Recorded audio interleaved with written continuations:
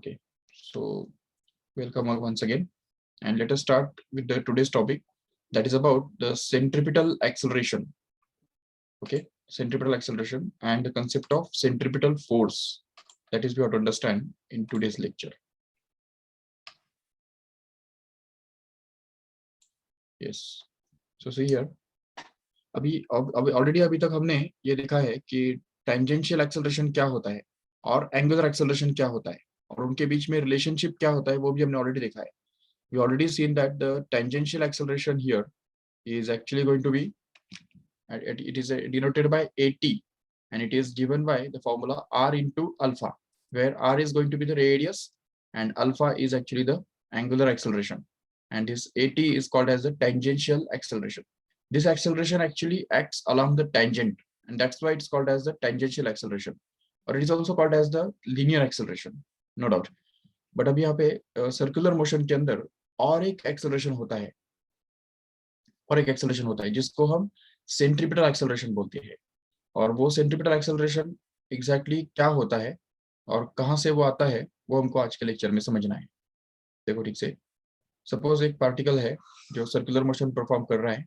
Suppose this is the centre of the circle and the particle starts from this point and just performs circular motion along the circumference of this circle with center at O and radius R. Okay, now just see here.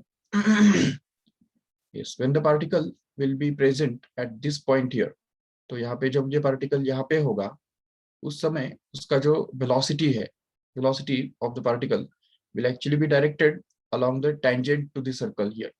तो यहाँ पे जो उसका velocity है वो इस इस point पे टेंजेंट अगर हम ड्रॉ करेंगे तो उस टेंजेंट के डायरेक्शन में होगा. जरूर उसको हम इस तरह से ड्रॉ कर सकते हैं. यस, उसको हम v1 बोल सकते हैं. ठीक है, v1, और we can just call it as v simply or v bar, which is the initial velocity of the particle. Okay, now suppose that the particle just turns through an angle theta. अब देखो ठीक से, ये बहुत important concept है actually. Suppose ये particle जो है वो जब यहाँ पे था तो उस समय वो उसका जो रेडियस है वो हॉरिजॉन्टल था, बिल्कुल परफेक्ट हॉरिजॉन्टल दिख रहा है यहाँ पे. Yes, we can just see the radius to be horizontal at this point here, no doubt, and the radius can be supposed to be r bar in this case, and the velocity at this point here can be considered as v bar. Okay, v bar. Yes, but when the particle will just turn through some angle delta theta, which may be very small, तो अगर suppose ये छोटा angle से अगर वो turn हो जाता है तो वो यहाँ पे पहुंच जाएगा, यहाँ पे चला जाएगा वो पार्टिकल, और ये जो एंगल है तो वो एक्चुअली डेल्टा थीटा रहेगा. We can just call it as delta theta. Okay, तो जैसे ये पार्टिकल टर्न होता है डेल्टा थीटा एंगल से, तो उसकी वजह से उसका जो वेलोसिटी है, उस समय का जो वेलोसिटी है वो उस पॉइंट पे टेंजेंट ड्रॉ करने से हमको मिल जाएगा आराम से. देखो, this vector will actually represent the velocity at this point here, तो which is along the tangent at that point.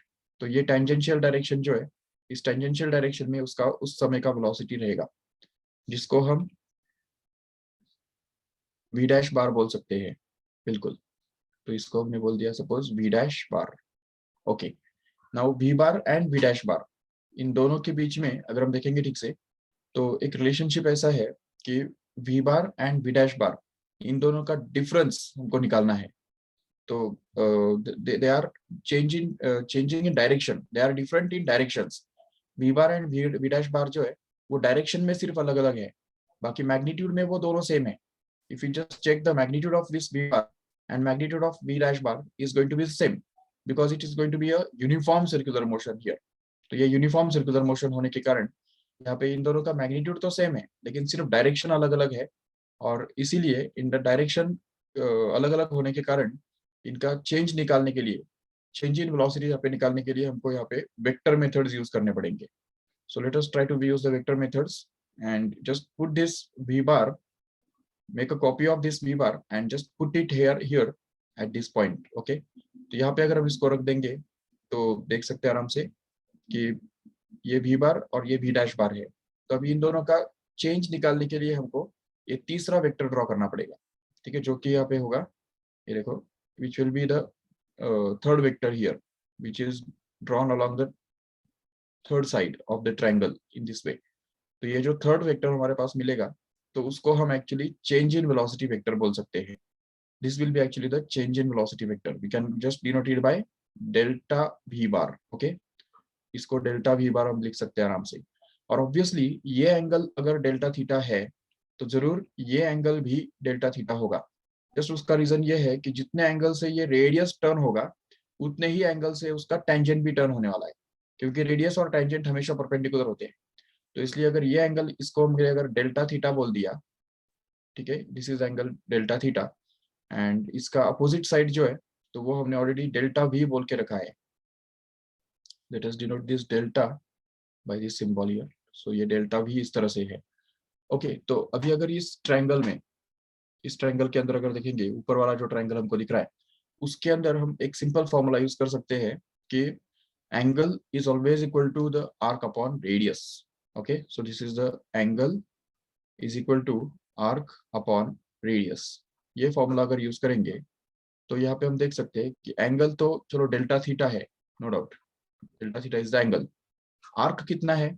तो arc can be considered to be delta v here, and radius can be considered to be the magnitude of this v bar or v dash bar, which is going to be same as v only. So we can just consider that this arc is going to be delta v and radius is considered as v simply, which is the linear velocity or magnitude of the velocity of this particle. देखो यहाँ पे हम यहाँ पे क्या कर रहे हैं, देखो इस पार्टिकल को हम सेंटर कंसिडर कर रहे हैं। ओके, और ये जो पॉइंट है,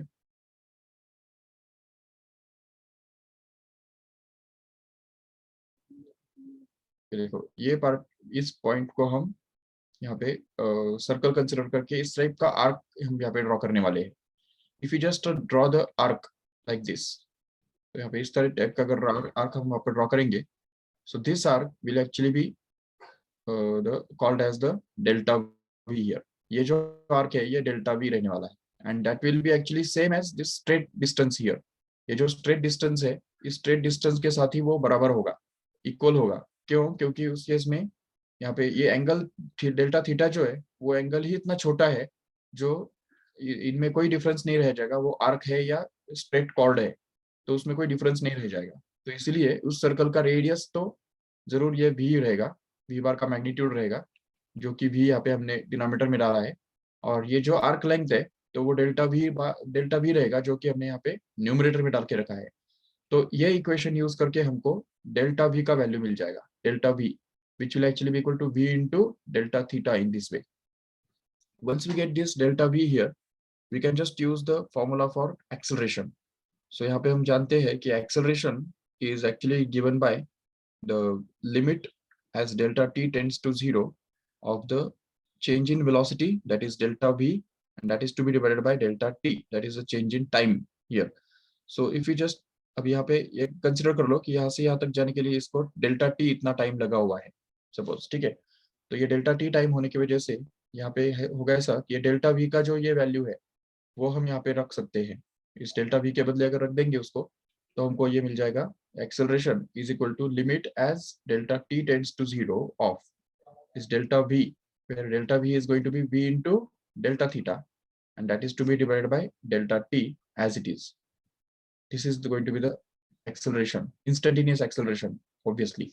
And here we can just consider that this v is actually going to be a constant, and hence it can be taken out from this limits, and we can just get inside the bracket limit as delta t tends to 0 of, here it is delta theta upon delta t, correct है। तो यहाँ पे हमको delta theta upon delta T का limit मिल जाएगा as delta t tends to 0. And as we already know that this limit as delta t tends to 0 of delta theta upon delta t actually happens to be the angular velocity here. तो इसलिए इसको अगर हम angular velocity लिख देंगे तो हमको एक ये रिलेशनशिप मिल जाएगा, acceleration is equal to v into omega. This is actually the important relationship we have to establish here in this lecture. तो आज के लेक्चर में हमको यही एक्चुअली समझना था कि किस तरह से ये सेंट्रीपिटल एक्सेलरेशन जो है वो v और ओमेगा के प्रोडक्ट के बराबर हुआ करता है। So always remember this centripetal acceleration, ये जो a यहाँ पे हमने लिखा हुआ है इसको ही हम सेंट्रीपिटल एक्सेलरेशन बोलते हैं।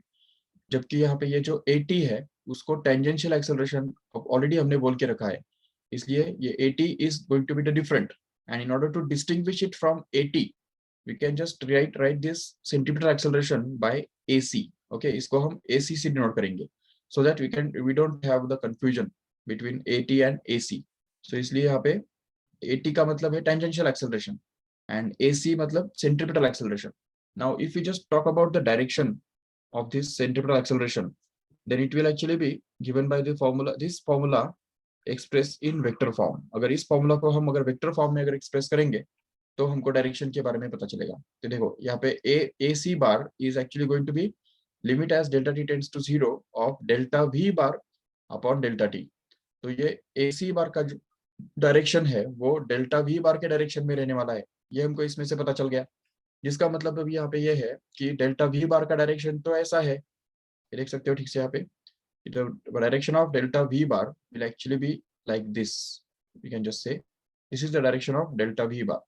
So the direction of AC bar must also be in the same direction.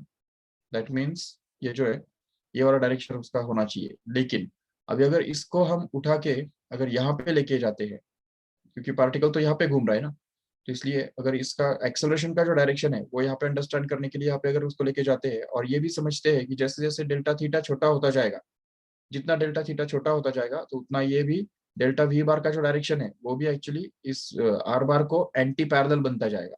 एक पर्टिकुलर मतलब लिमिटिंग केस में ये बिल्कुल परफेक्ट पैरेलल बन जाएगा उसको, और इसी वजह से हम ये देख सकते हैं कि the tangential acceleration will actually be directed along the radius and towards the center like this here. So this is actually the direction of centripetal acceleration AC bar, which is directed along the radius towards the center. Okay, तो radius vector का direction कैसा होता है हमको पता है, it is along the radius away from the center like this. तो ये away from the center वाला जो डायरेक्शन है वो रेडियस वेक्टर का हुआ करता है, लेकिन ये जो टुवर्ड्स सेंटर वाला डायरेक्शन है वो सेंट्रल एक्सेलरेशन का हुआ करता है। इसीलिए हम यहाँ पे देख सकते हैं कि सेंट्रिपेटल एक्सेलरेशन का जो डायरेक्शन है it is always opposite to the direction of radius vector. Okay, opposite to the direction of radius vector. तो इसीलिए इस फॉर्मूला को अगर हमको एक्सप्रेस करना है वेक्टर फॉर्म में, तो देखो यहाँ पे ठीक से, if you just want to express this formula in vector form, then we can just understand that AC bar is directed along the radius towards the center, V bar is directed along the tangent to the circle, and at the same time omega bar मतलब angular velocity जो vector है तो वो actually directed होगा at right angles to this plane of the circle. तो angular velocity के बारे में हमको पता है already, it is actually directed along the plane of the right angles to the plane of the circle, which is given by right hand rule. Okay, तो इसको ही अगर उठा के हम लेके जाते हैं वहां पे जहाँ पे ये दोनों मिल रहे हैं, आर बार और सॉरी वी बार और AC बार जहाँ पे मिल रहे हैं वहां पे अगर इसको लेके जाते हैं, ये देखो इसको सपोज कॉपी करके अगर यहाँ पे हम उठा के रख देते हैं इस तरह से, ये यहाँ पे हमने रख दिया, तो हम देख सकते हैं कि ये तीनों जो है वो एक दूसरे को परपेंडिकुलर होंगे जरूर। इसको हम ओमेगा बार से डिनोट करेंगे, ये आर बार तो ऑलरेडी है ही। एक्चुअली इन तीनों को अगर हम सपोज थोड़ा सिस्टमेटिकली अगर एक्सप्रेस करना चाहते हैं तो इस तरह से हमको एक्सप्रेस करना पड़ेगा।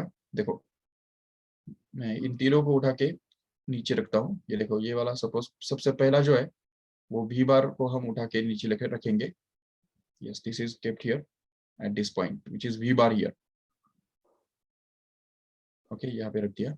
अभी at the same time this omega bar can also be kept here like this, which is going to be actually perpendicular, okay, to the plane of this figure, and this third one here is going to be r bar. okay, तो r bar जो है r bar को भी हमको यहाँ पे इसे उठा के यहाँ पे रखना है। yes, this is going to be r bar here in this way. okay, so ये तीनों जो है वो तीनों यहाँ पे हमको देखने में आ रहे हैं, वो तीनों एक दूसरे को परपेंडिकुलर है। देख रहे हो ठीक से, ये समझ सकते हो आराम से कि this is v bar and r bar. V bar and r bar are already perpendicular to each other like this. V bar and omega bar are also perpendicular to each other. Okay, and at the same time omega bar and r bar is also perpendicular to each other because omega bar is going to be outwards out of the plane of this figure, and that's why it is going to be perpendicular to the whole plane, and that's why all these three are just perpendicular to each other. But sorry, v bar, omega bar और ac bar की बात कर रहे हैं ना हम. Sorry. Okay, diagram, just forget about this diagram.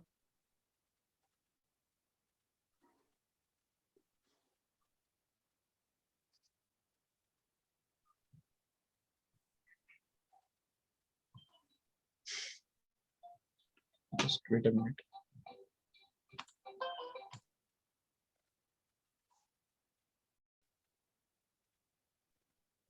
Okay, sorry for interruption. Yes, okay, so basically यहाँ पे हम ये देख सकते हैं कि ये तीन वेक्टर्स हमको यहाँ पे ड्रॉ करने हैं. AC bar,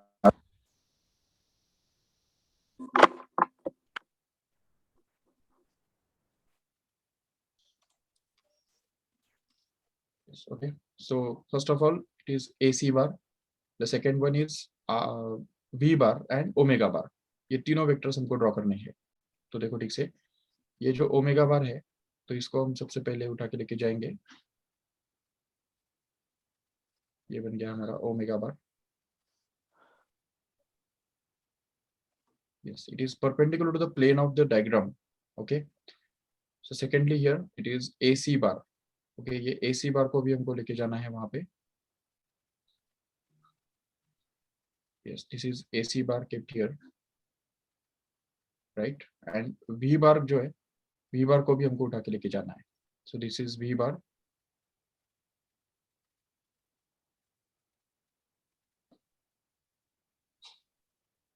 It is to be kept here.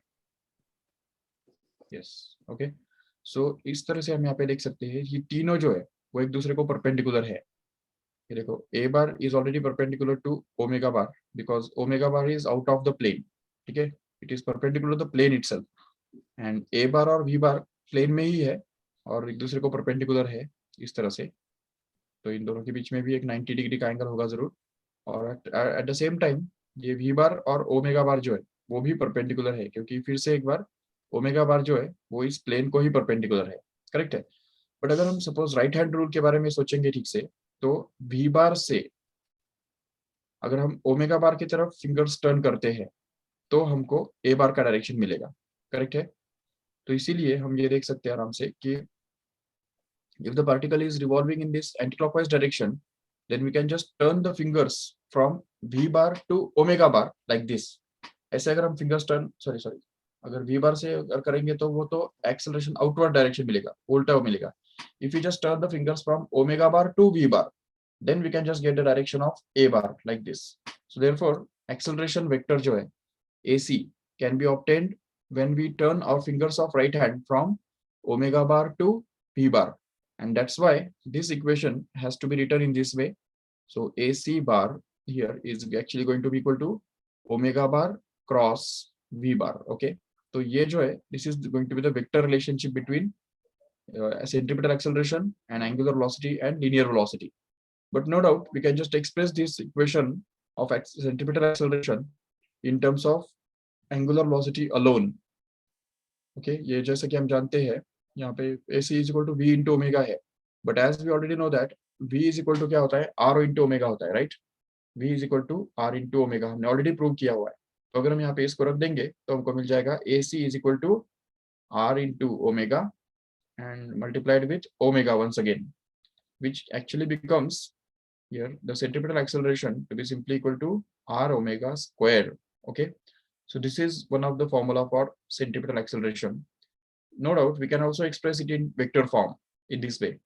Since R bar is a vector here, omega square ये तो स्केलर बन जाएगा, क्योंकि वेक्टर का स्क्वायर जो है मतलब self dot product of a vector is never a vector, is going to be a number, and that's why omega square is going to be a number and R can be written as a vector. So there, but actually here we can just see that this centripetal acceleration AC bar is directed opposite to the R bar here. Correct है, इस R बार के opposite direction में वो है, इसलिए यहाँ पे minus sign यहाँ पे आ जाएगा. So you can just understand this minus sign here. So this minus sign will appear in this formula. AC is equal to minus of omega square. AC bar is equal to minus of omega square into R bar. This will actually be the vector relationship between AC bar and R bar here. This is called as the centripetal acceleration. And one more thing here, we can just express this equation in terms of velocity also. तो इसको velocity के form में भी express कर सकते हैं, no doubt. देखो कैसे, क्योंकि ऑलरेडी हमने यहाँ पे प्रूव किया है कि AC is equal to V into omega है. तो चलो ठीक है, AC is equal to V into omega होता है. Yes, but already we have just proved in last lecture that omega can actually be written as V upon R, correct है. यही formula जो है V is equal to r omega, उसका ही वो modification है. अगर हम R को नीचे लेके जाएंगे तो हमको ओमेगा का वैल्यू मिल जाएगा as a V upon R. So if we just put this value of omega here, then we can just get that AC, that is centripetal acceleration, to be equal to V into V upon R as it is, correct है. So that we can just get this AC to be actually equal to V square upon R. Okay, so V square upon R, this is third equation for centripetal acceleration. Okay, so this is the concept of centripetal acceleration. This is one, this is another one, and this is the basic one. तो ये तीन equations जो है वो हमको अच्छी तरह से याद रखने हैं सेंट्रिपेटल एक्सेलरेशन के लिए. Even we can just express this equation, ये वाला जो इक्वेशन हमको अभी मिला है उसको भी हम वेक्टर फॉर्म में लिख सकते हैं, नो डाउट. उसके लिए लेकिन हमको यहाँ पे AC बार इस तरह से उसको लिखना पड़ेगा. बट अभी यहाँ पे V स्क्वायर तो नंबर है और R डिनोमिनेटर में है, तो वेक्टर कभी डिनोमिनेटर में नहीं हो सकता है क्योंकि वेक्टर का डिवीजन हमने कभी देखा नहीं है.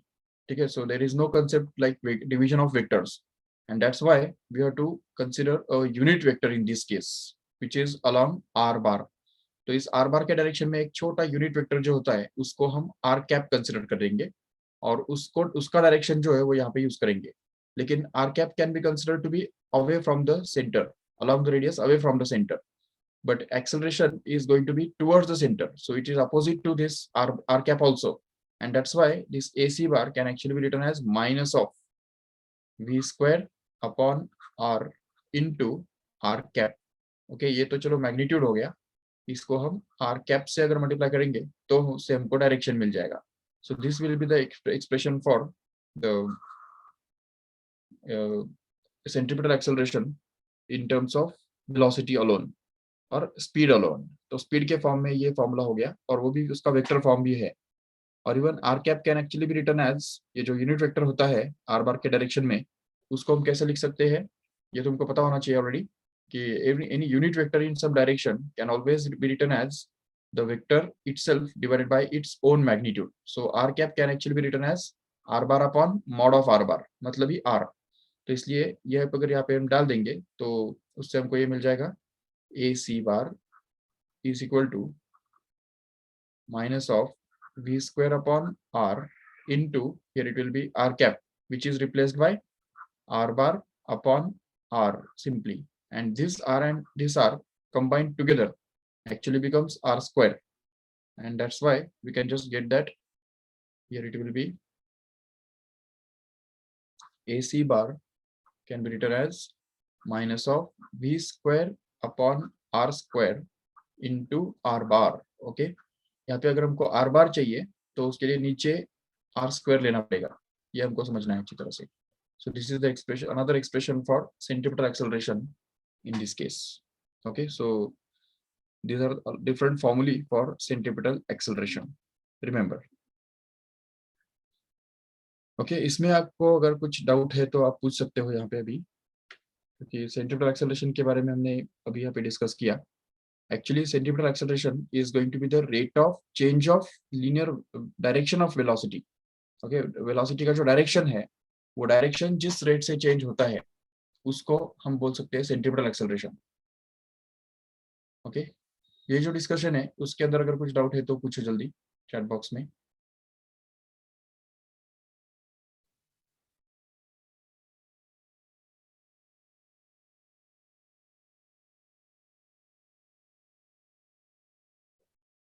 ओके, ठीक है, so let us summarise once here.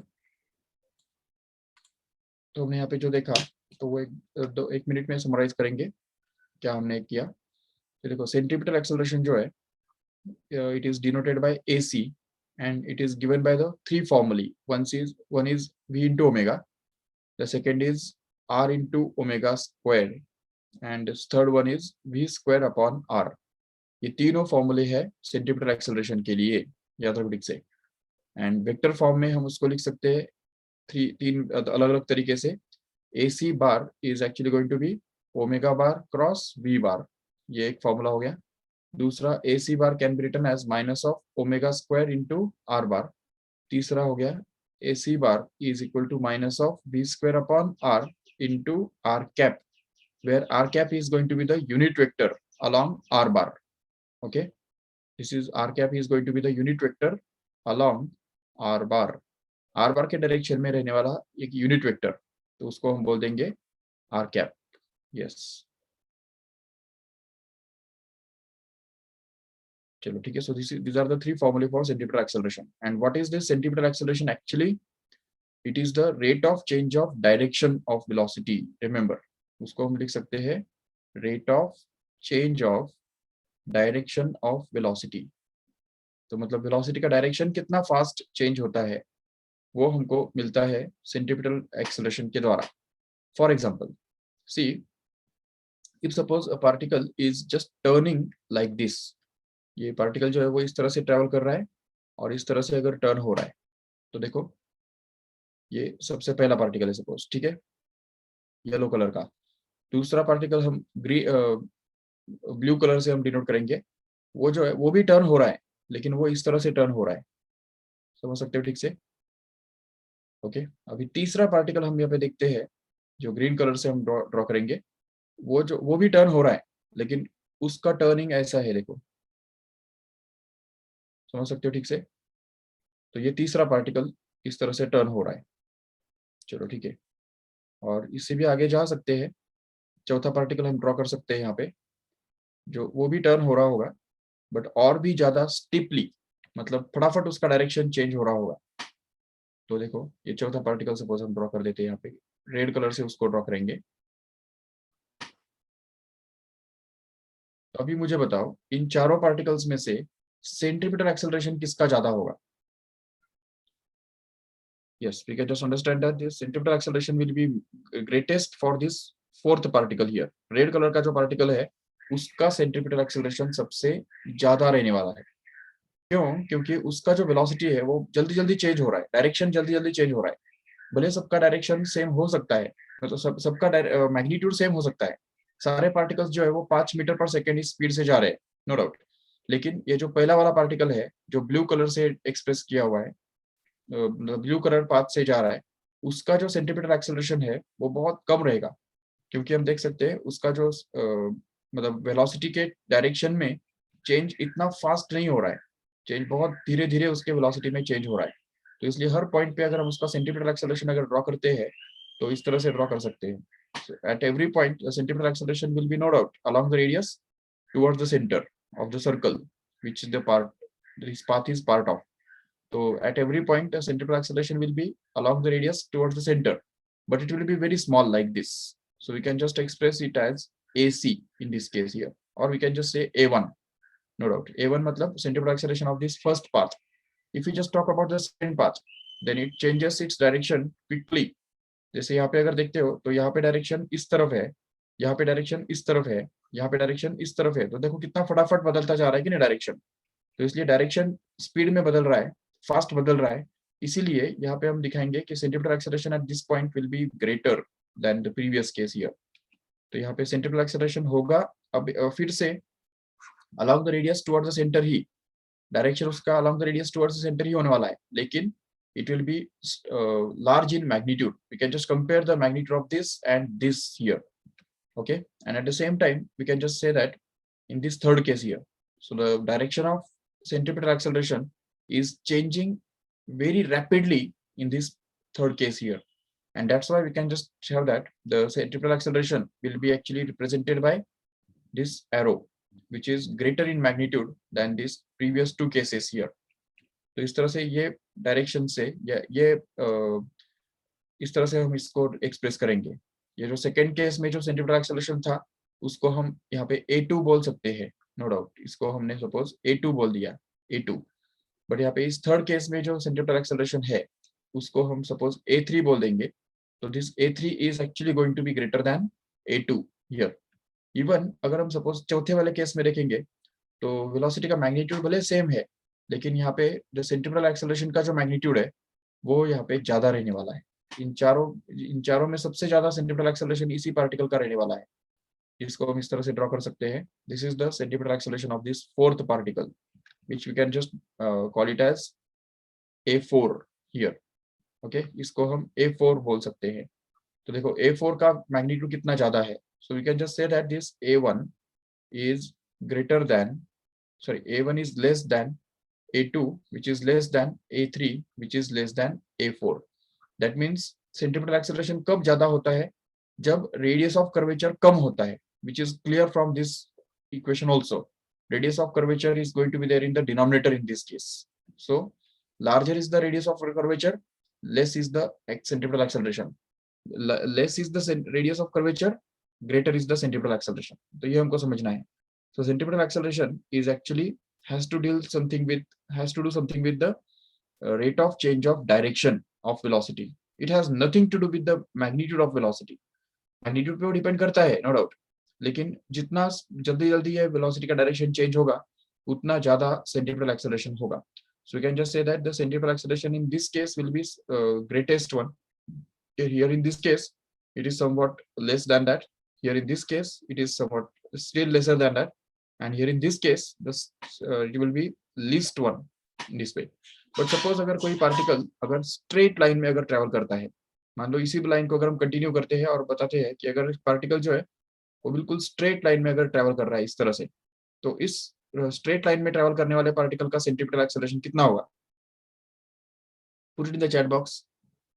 What will be the centripetal acceleration of this particle which is traveling the straight line?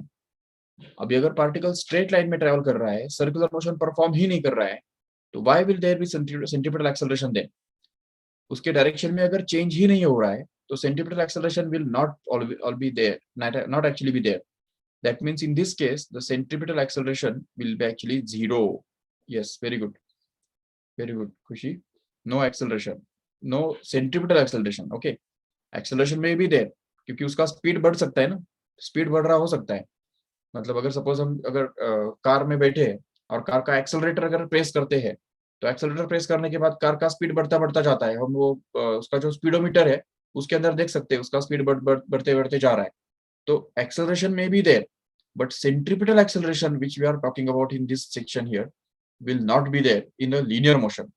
तो straight line में जब body travel करता है तो there is no centripetal acceleration going to be there. But whenever the body travels in the circular motion, तो उसका radius जितना ज्यादा होगा उतना सेंट्रीपिटल एक्सेलरेशन कम होगा. लेकिन रेडियस जितना कम कम कम होता जाएगा, जितना वो ज्यादा क्लोज सर्कल्स, छोटे रेडियस के सर्कल्स कवर करेगा, तो उसके लिए सेंट्रीपिटल एक्सेलरेशन भी ज्यादा होगा. जैसे हम देख सकते हैं ना कि अगर कोई हाईवे होता है, तो हाईवे पे जो टर्न होते हैं वो बहुत लूज होते हैं, तो so that the car can pass over the turn safely. ठीक है, तो वो टर्न जो होते हैं वो बहुत ब्रॉड होते हैं, ऐसे बहुत दूर दूर तक कैसे टर्न्स होते हैं. इवन यू टर्न भी अगर रहेगा तो उसका भी रेडियस बहुत ज्यादा रहेगा, ऑलमोस्ट एक आधे किलोमीटर का रेडियस उसका रहेगा यू टर्न का. लेकिन यहाँ पे जब हम छोटे छोटे गली अगर होती है, तो वहाँ पे जो छोटे छोटे रोड होते हैं अंदर, इंटरनल सिटी के अंदर के जो रोड्स होते हैं, उनके अंदर जो यू टर्न्स होते हैं या जो टर्न्स होते हैं, तो वो टर्न बहुत स्टीप होते हैं, क्योंकि वहाँ पे उतना ज्यादा हाई स्पीड पे नहीं जाते कोई भी. और ये रिकमेंड भी नहीं किया जाता कि हाई स्पीड पे जाना रिकमेंड भी नहीं किया जाता. हमेशा ये बताया जाता है कि जब हम टर्न ले रहे हैं तो टर्न करने के टाइम हमको स्पीड कम करना जरूरी है. तो स्पीड कम करने के लिए हमेशा रिकमेंड किया जाता है टर्न पे, क्योंकि जितना हाई स्पीड से हम जाएंगे तो उस टर्न का जितना रेडियस अगर कम होगा तो ज्यादा सेंटीमीटर एक्सेलरेशन हमको जरूरी होगा. Will just require our vehicle will require more centimetre acceleration जितना हम ज्यादा स्पीड से जाएंगे. तो इसलिए कम स्पीड से जाएंगे तो कम सेंटीमीटर एक्सेलरेशन हमको लगेगा, जो कि हमको आराम से मिल सकता है. तो इस तरह से ये हम समझ सकते हैं आराम से. सो this is all about the centimetre acceleration. Yes, time is up actually. So चलो, तो आज के लेक्चर में हमने सेंट्रीपिटल एक्सेलरेशन के बारे में पूरी तरह से डिटेल में डिस्कस किया. ओके, तो सेंट्रीपिटल एक्सेलरेशन के बेस पे जो क्वेश्चंस है या एमसीक्यूज है, तो वो मैं आपको आज ऐप के अंदर दे दूंगा, तो so that we can just practise it. ठीक है, और ये बहुत जरूरी है, जस्ट डोंट अंडरस्टिमेट दिस।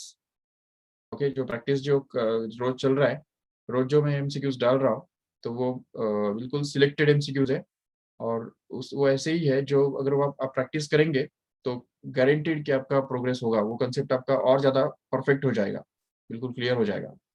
तो just keep it up and just solve all the MCQs which are given to you at the homework as assignment, and just put the photographs in the chat in the uh, app। ठीक है, mobile app के अंदर आपके जो photographs है वो डाल दो। और एक बात, just